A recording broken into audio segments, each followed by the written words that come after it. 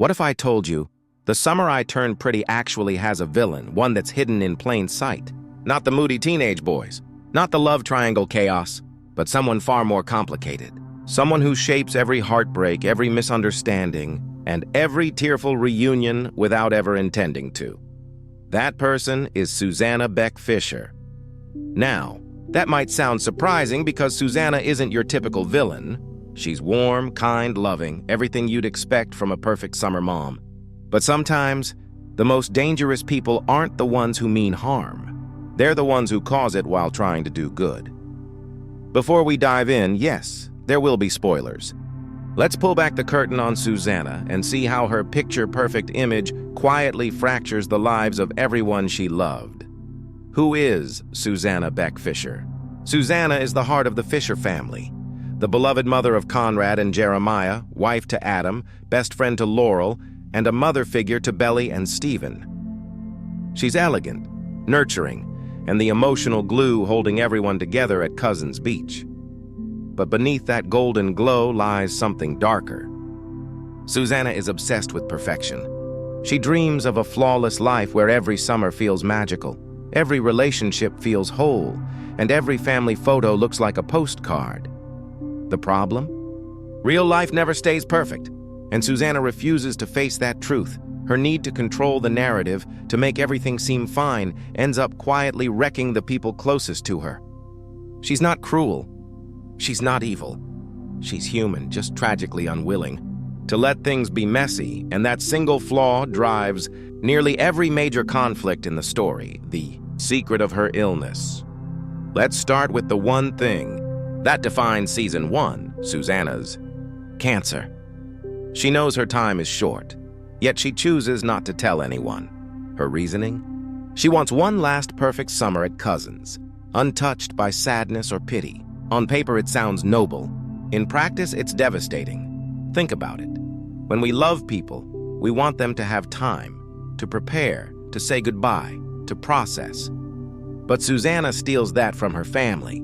Her sons, who adore her more than anything, have no idea what's coming. Jeremiah finds out at the worst possible moment, during the Deb ball, and it shatters him. Her silence, meant to preserve a beautiful memory, instead births one of the most painful moments in the show. In her pursuit of a perfect goodbye, she leaves her sons emotionally unprepared for life without her. It's tragic irony. Her love fuels her downfall, and that same love is what makes her refuse chemotherapy at first. She doesn't want to lose her hair or her spark. She wants to die as herself. She only agrees to treatment after Conrad and Jeremiah beg her, but even that moment carries scars. The last time she went through chemo, her husband, Adam, cheated on her. That betrayal fused her illness with trauma. Every reminder of treatment was also a reminder of his disloyalty. And so, she runs from it, again choosing denial over confrontation. Adam's betrayal and the illusion of a perfect family now. Let's talk about Adam Fisher, the husband who broke the illusion. When Adam cheated, Susanna could have told the truth. She could have let her sons understand the pain, the cracks in their family, and learn from it. But instead, she hides everything. To the outside world, the Fishers remain perfect. No one knows about the affair. Not Jeremiah, not Conrad, not even Laurel until she forces it out. This silence becomes another act of control. She shields her children from reality, thinking she's protecting them. But in doing so, she plants something toxic in their hearts.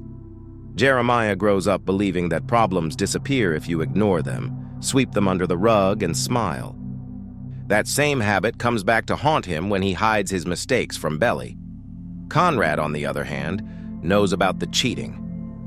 He learns that love can break but still pretends it's unbreakable. He bottles his feelings, lies to protect others, and avoids emotional honesty, just like his mother. Susanna's silence doesn't protect her family. It rewires them. The rift between sisters. Susanna's need for perfection doesn't stop with her sons. It stretches into her own childhood, into her relationship with her half-sister, Julia. Julia grew up feeling unwanted, an outsider at Cousins Beach. Their mother favored Susanna, and that resentment festered. The final blow came when Julia confided in Susanna about their mother's cruelty, only for Susanna to dismiss her pain. From that moment on, they stopped speaking. Susanna never tried to repair it. Even facing death, her apology came too late. A letter sent when she had nothing left to lose. That one unhealed wound spirals into the central conflict of Season 2, when Julia tries to sell the beach house out of bitterness. Once again, Susanna's avoidance of conflict passes the pain forward. Her silence forces Laurel and the kids to deal with the emotional debris she left behind, and it's heartbreaking because she could have fixed it with one honest conversation. But honesty never fit her perfect image, the sons.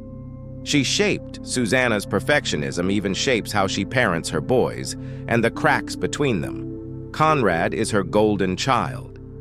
The smart one, the steady one, the fixer. She brags about him, depends on him, and leans on him more than a mother should. He grows up believing it's his job to hold everyone together, even when he's breaking inside. Jeremiah, meanwhile, is adored but underestimated. She loves him for who he is, but never pushes him to grow. She treats him like he's already perfect, and he never learns how to handle failure or pressure. This imbalance breeds silent rivalry. Conrad feels trapped by responsibility. Jeremiah feels invisible in his brother's shadow. They both carry pieces of their mother's flaw, Conrad's perfectionism, Jeremiah's denial, and both struggle to become whole because of it. When Conrad tries to stop Aunt Julia from selling the beach house by himself, that's not just bravery, it's programming. He's acting out his mother's belief that appearances and control can fix everything. Susanna's love shaped her sons, but her illusion of perfection broke them. The codependency with Laurel, Susanna's closest bond is with Laurel, Belly's mother. They're more than friends, they're reflections of each other, but their closeness becomes suffocating. They depend on each other to stay emotionally afloat, which sometimes hurts the other people in their lives. Laurel provides realism and grounding. Susanna provides fantasy and escape. Together, they balance, but also enable, each other's weaknesses. When Susanna dies, Laurel is shattered because she didn't just lose a friend. She lost the mirror that kept her stable. And that absence echoes into Belly's story, Susanna's influence on Belly. This is where things get truly fascinating. Because if Susanna shaped anyone's destiny, it's Belly's. From the very beginning, Susanna treats Belly like her own daughter, but also like a legacy. She pushes her to join the debutante ball, not because Belly wants to, but because Susanna wants her to. It's part of her fantasy of a perfect feminine fairy tale life. Belly's mother, Laurel, encourages her to find her own path. But Susanna? She gently steers her toward a specific one, the one that ends with her becoming part of the Fisher family. When they go dress shopping, Belly falls in love with something simple and true to herself. But Susanna pushes for a more glamorous gown, one that fits the image rather than the girl. That moment says everything. Susanna wants to craft the story, not live the truth. And in that story, Belly isn't just Belly Conklin, she's Belly Fisher, destined to marry one of her boys. Susanna talks openly about it, even jokes that Belly is meant for Jeremiah or Conrad. And though she means it playfully, those words plant a seed that grows into a tangled love triangle spanning years. Without realizing it, Susanna grooms Belly not in a sinister sense, but in a deeply emotional one. She shapes Belly's idea of love and destiny long before Belly ever gets to decide for herself. The Paris metaphor. Belly's rebellion even after her death, Susanna's influence lingers. In Season 3, Belly runs away to Paris after leaving her wedding. There, a thief steals her backpack. Inside it, her engagement ring. That ring isn't just jewelry. It's a symbol of everything Susanna wanted for her. Marriage, cousins, beach, the perfect summer ending. As Belly chases that ring across Paris, what she's really chasing is Susanna's dream. Her entire life, she's been running toward the fantasy Susanna built for her, the beach house, the boys, the fairy tale love story. But when Belly finally reclaims the backpack, she fights for it. Hard. It's messy, angry, and un-Susanna-like. It's her first act of rebellion. That moment isn't about the ring. It's about freedom. Belly stops running from loss, perfection, and expectation. She reclaims herself, not as someone's future wife, but as Isabel Conklin, a woman finally living her story. For the first time, Belly stops chasing Susanna's dream and starts living her own, the real villain of the summer. I turned pretty. So was Susanna really a villain? No, at least not in the traditional sense. But she was the invisible storm behind every wave of conflict.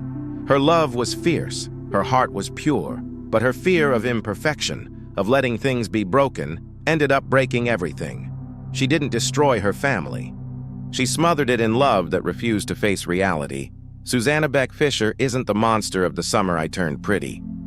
She's its most human tragedy, and sometimes that's even harder to forgive.